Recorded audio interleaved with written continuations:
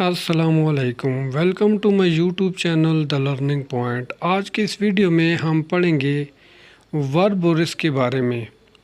Verb क्या होता है?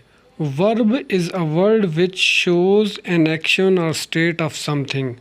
वर्ब एक अल्फाज एक लफ्ज़ होता है जो किसी एक्शन, किसी काम या किसी हालत को, किसी चीज़ की हालत को वाज़ेह करता है। एग्जाम्पल देखें, राइट लिखना, रन दौड़ना, eat, think, catch, clean, speak, laugh and weep are some verb. यानी ये कुछ ना कुछ काम होता है।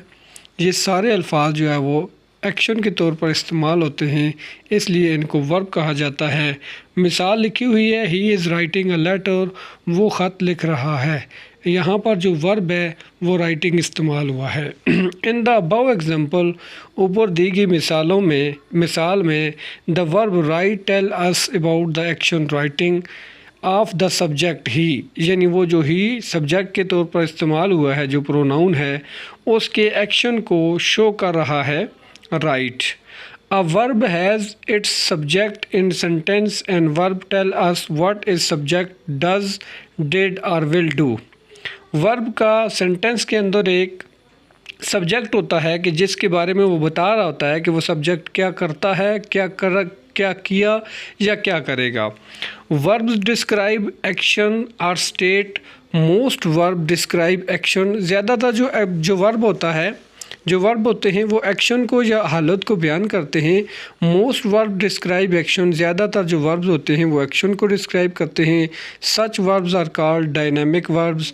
इनको डायनामिक वर्ब्स कहते हैं। फॉर एग्जांपल जैसे राइट, ईट, रन, स्पीक वगैरह।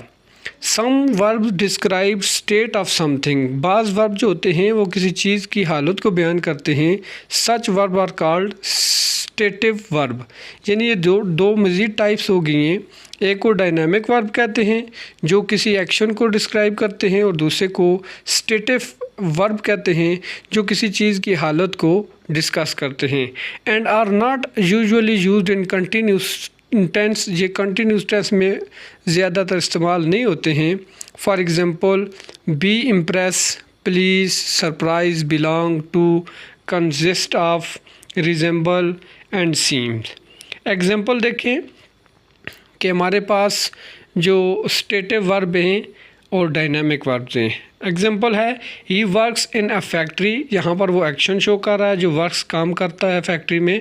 आई बॉट ए कंप्यूटर, ये भी एक्शन है। सीमा सीम्स हैप्पी।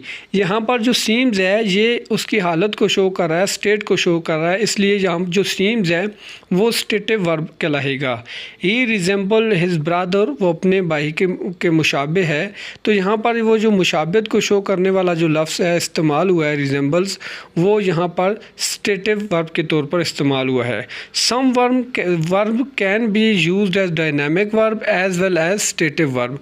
कुछ वर्ब ऐसे भी होते हैं कि जो डायनामिक वर्ब होने के साथ साथ स्टेटिव वर्ब के तौर पर भी इस्तेमाल होते हैं। एग्जाम्पल देखें, she looks very beautiful, looks as stative verb. यहाँ पर जो लुक्स है वो खूबसूरत दिखती है या दिखाई देती है। यहाँ पर जो लुक्स है वो स्टेटिव वर्ब के तौर पर इस्तेमाल हुआ है। लेकिन नीचे वाले सेंटेंस में देखें, she looked at black board, वो ब्लैक बोर्ड की तरह दिखाई दी। यहाँ पर जो लुक्ड इस्तेमाल हुआ है वो यहाँ पर डायनामिक वर्ब के तौर पर, एक्शन के तौर पर इस्तेमाल हुआ है। नेक्स्ट है जी, form of verb according to tense और टाइम ऑफ एक्शन। इनकी जो फॉर्म होती है टेंस के तौर पर या टाइम के ऑफ एक्शन के तौर पर। Verb has 3 form according to tense. Tense के हिसाब के मुताबिक जो वर्ब होता है उसकी 3 फॉर्म होती हैं। पहले को हम कहते हैं बेस फॉर्म, दूसरी को पास्ट सिंपल और तीसरी को पास्ट पार्टिसिपल। जैसे for example go, went, gone. इसमें go is the base form, went is the simple past simple form and gone is the past participle form. These 3 form may also be named at, जिसे हम कहते हैं first form, second form and third form of verb, which are denoted by V1, 2 and 3 respectively. ing is added to base form of verb to make present participle. जब हम कोई भी present participle बनाते हैं तो जो वर्ब की base form होती है, जिस तरह हम कहते हैं गो, तो उसके साथ हम ing ऐड कर देते हैं तो उससे प्रेजेंट पार्टिसिपल बन जाता है। जैसे हम कहते हैं going. Which can be use with auxiliary verb to be, जो एक्सालरी वर्ब के साथ इस्तेमाल होता है in continuous tense. For example go, going, eat, eating, laugh, laughing. Next है जी formation of past simple and past participle, कि हम पास्ट सिंपल कैसे बनाते हैं और past participle. On the basis of formation of past simple and past participle, verbs are divided into regular verbs and irregular verbs. Regular verbs कौन से होते हैं? Some verb form their past simple and past participle form by adding ed to their base form, such verb are called regular verb. यानी आसान तौर पर वो वाले वर्ब के जिनकी बेस फॉर्म के साथ, पहली फॉर्म के साथ हम ed लगा के इसको कहते हैं regular verb. For example laugh से लाफ्ड, लुक से लुक्ड, लुक्ड सेकंड और थर्ड फॉर्म।